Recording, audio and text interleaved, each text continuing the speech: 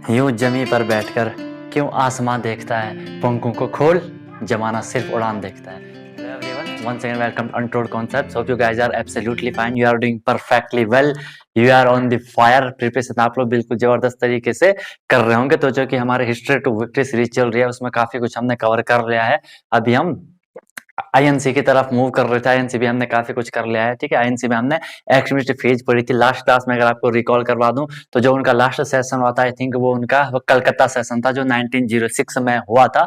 Partition of Bengal जब चल रहा था तो वहां पे क्या कर दिया, एक्सट्रीमिस्ट चाहते थे कि हमारा प्रेसिडेंट बने, लेकिन मॉडरेट ने वो प्रेसिडेंट न बनने दिया, जिससे कि वहां कॉन्फ्लिक्ट हो गया, आईएनसी स्प्लिट हो गई।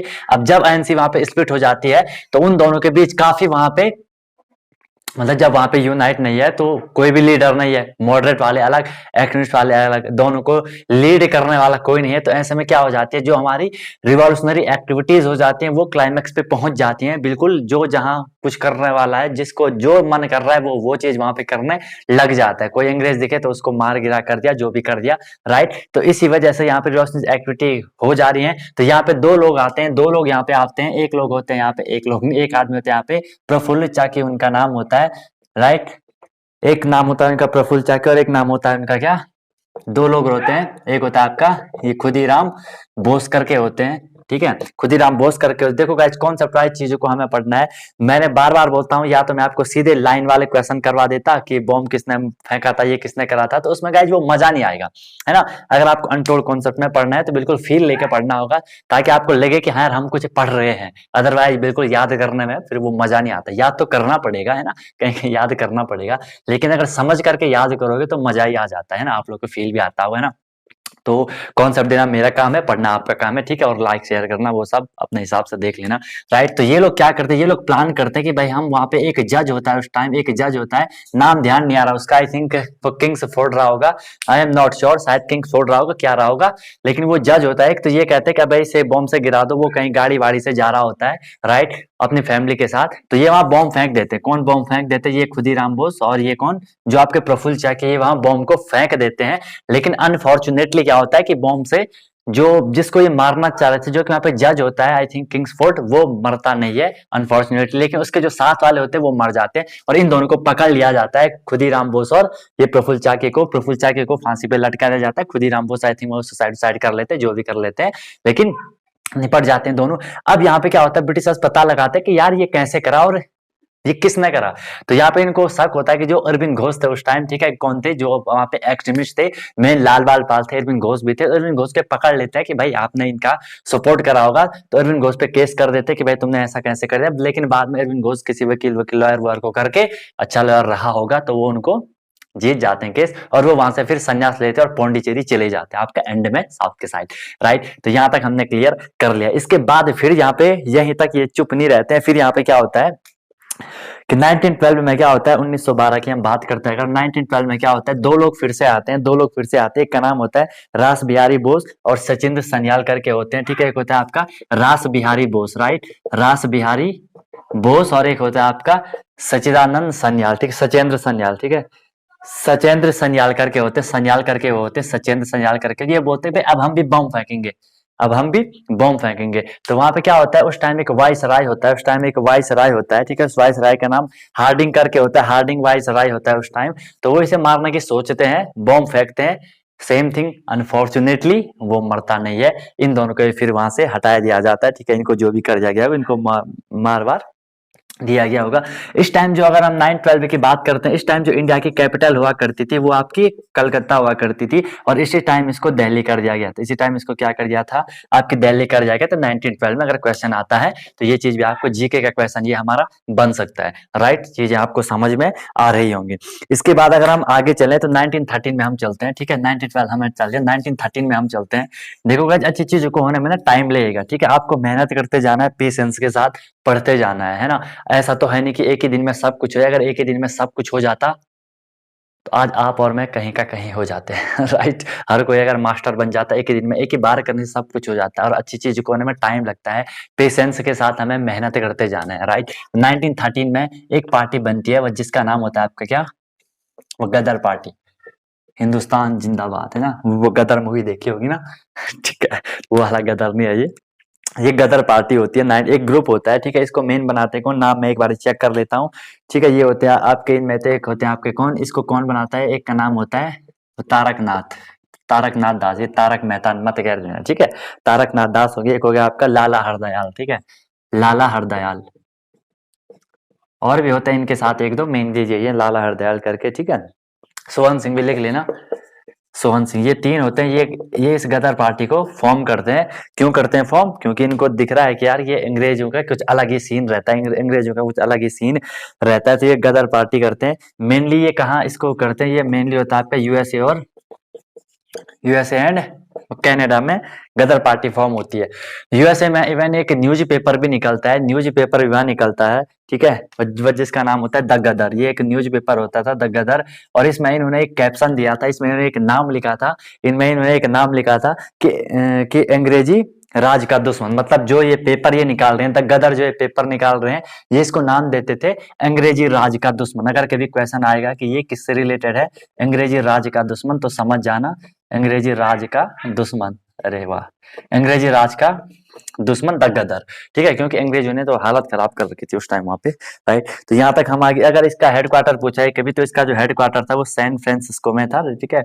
ये भी याद रख सकते हो, सैन फ्रांसिस्को, स्पेलिंग देख लेना, सैन फ्रांसिस्को, ज्यादा ये पूछा नहीं जाएगा वैसे, ठीक है। मेन चीज यहाँ पे यही है। अब यहाँ पे क्या होता है कि आपने एक सुना होगा कि 1913 में अब जब ये पार्टी बन जाती है, तो यहाँ पे एक जो गदर मूवमेंट स्टार्ट होता है इंडिया में, वो गदर मूवमेंट स्टार्ट होता है, ठीक है। जो जो वहाँ पे कौन होते हैं वो सन्याल, जो हमने वो रास बिहारी बोस, ठीक है, जो रास बिहारी बोस थे और जो आपके सत्येंद्र सन्याल थे, वो इसको प्रोसीड करते हैं कि भाई इसको भी कुछ कर लेते हैं, ताकि इन लोगों को कुछ ना कुछ हमें यहाँ पे सपोर्ट मिल पाए, राइट। अब देखो गाइस यहाँ पे क्या होने वाला है, let me check everything is going fine और नॉट, 7 ओके, ठीक है। दिखने में तो सबसे नहीं तो बीच में खराब हो जाता है ना। चलो गाइज, अब यहाँ पे देखो हम कहाँ तक पहुंच गए, 1913 तक पहुंच गए हैं। अब आपको एक चीज यहाँ पे इंपॉर्टेंट चीज दिख रही होगी कि सर सर सर क्या सर, 1914 में आपकी वर्ल्ड वॉर होती है, 1914 में आपकी क्या होती है, वर्ल्ड वॉर फर्स्ट होती है, वर्ल्ड वॉर फर्स्ट होती है, और 1918 तक चलती है, 1918 तक आपकी वर्ल्ड वॉर चलती है। वर्ल्ड वॉर पर भी कभी कुछ डिटेल में बताऊंगा अगर टाइम लगा तो, है ना, काफी कुछ इंटरेस्टिंग चीजें हैं वर्ल्ड वॉर में भी।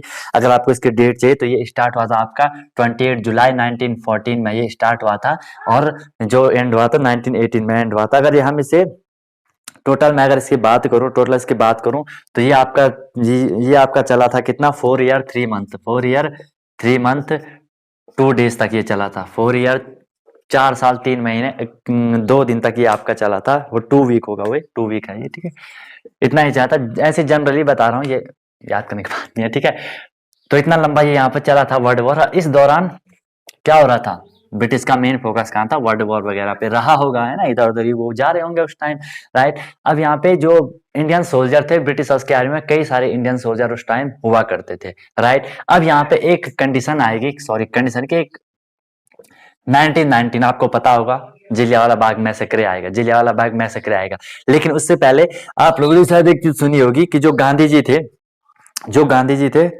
कौन थे गांधी जी, जो गांधी जी थे वो इंडिया कब आए थे, कभी कोई क्वेश्चन आता है तो 9 जनवरी 1915 को इंडिया आते थे, 9 जनवरी 1915 को इंडिया आते थे। इससे पहले वो आते थे नहीं, आए थे, इससे पहले वो 1891 में आए थे। थोड़ी रिकॉल कर लेता हूँ आपको, गांधी जी क्या थे ना, वो मतलब पढ़ने के लिए लंदन गए थे, लॉ की उन्होंने स्टडी करी थी, लॉयर उन्होंने करी थी, तो वो 1891 में लंदन से इंडिया आए थे। लेकिन इंडिया का सिस्टम उन्हें थोड़ी समझ नहीं आया, क्योंकि यहाँ की लॉ की आपको पता है सिस्टम बेकार है, बवंडर लाने वाला कोई हो था नहीं उस टाइम, राइट। तो सिस्टम बेकार था। तो 1891 में जब वहां से उन्हें यहाँ का सही नहीं लगा, उनका एक दोस्त था अफ्रीका में, उन्होंने बोला कि यार तुम यहाँ ऐसा काम करो, अफ्रीका में एक लॉयर की रिक्वायरमेंट है, आप वहां चल जाओ, आपको वहां कुछ ना कुछ हेल्प मिल जाएगी, आई मीन आपका वहां काम भी हो जाएगा, ठीक है। तो वो वहां 1891 में आते हैं और कुछ टाइम बाद वो वहां चले जाते हैं। 1893 में वो अफ्रीका चले जाते हैं, 1893 में वो अफ्रीका चले जाते हैं। अफ्रीका में कुछ टाइम वकालत करते हैं, कुछ टाइम वो वकालत करते हैं, लेकिन उनको वहां जमता नहीं है।